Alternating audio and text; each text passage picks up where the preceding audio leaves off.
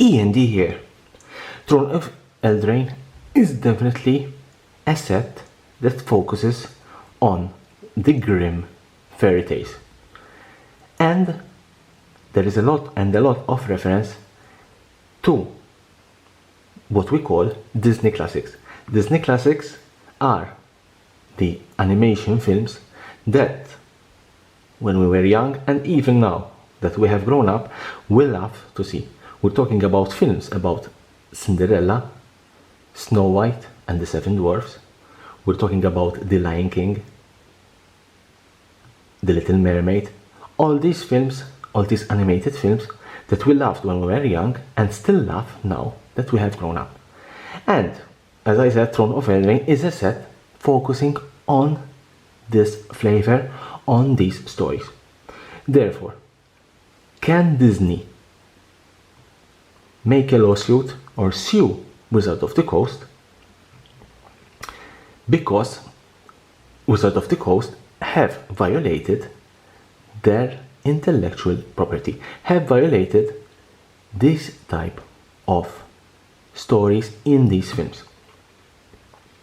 Before continuing with this video, I have to do a small disclaimer.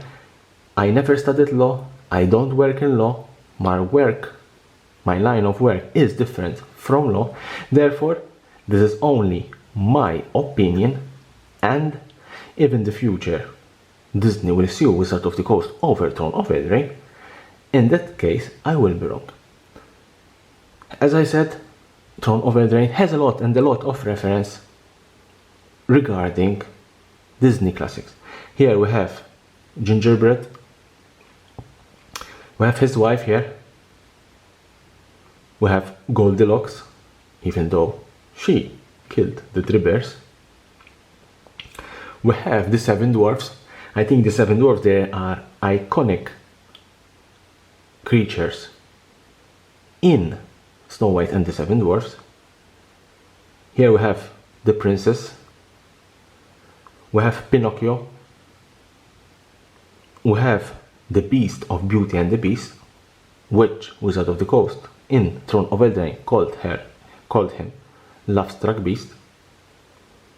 We have Little Red Riding Hood and the Bad Wolf. We have Princess and the Frog. We have the Forest of Thorns.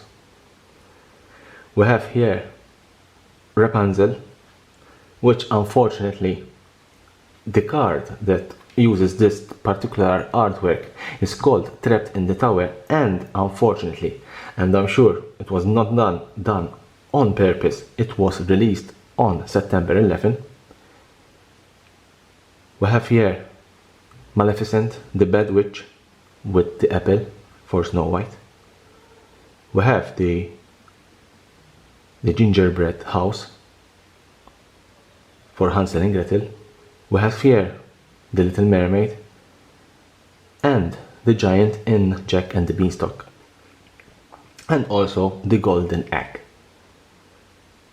Therefore, yes, there is a lot of reference to Disney classics in Throne of Eldraine, but you have to remember that Disney classics also have a lot of reference to the grim fairy tales. I don't think that Disney holds any rights on the grim fairy tales, therefore those fairy tales can be used by other companies for their products. Obviously they cannot make reference to, probably Disney will have rights on the names, therefore yes, Throne of Eldraine has a lot of reference to Disney classics, but they have changed their names, they have changed a little bit the nature of the characters, of the legendary characters, so that when you see that particular card you say, oh looks, this is the Beast from Beauty and the Beast, these are the Seven Dwarfs, this is the Bad Wolf, this is Red Riding Hood, but really and truly the card will be named totally different.